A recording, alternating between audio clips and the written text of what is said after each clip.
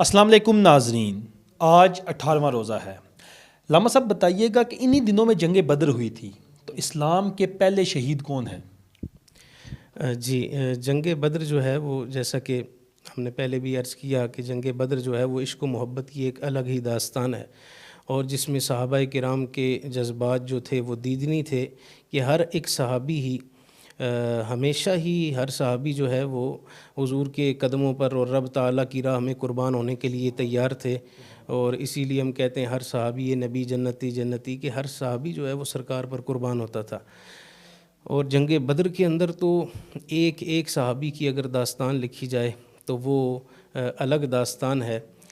جو جنگ بدر میں شہداء ہوئے ان کے علاوہ اس سے پہلے جو ہے، جو آپ کا سوال ہے کہ سب سے پہلے جو اسلام کے شہید ہیں، تو اسلام کے جو سب سے پہلے شہید ہیں وہ حضرت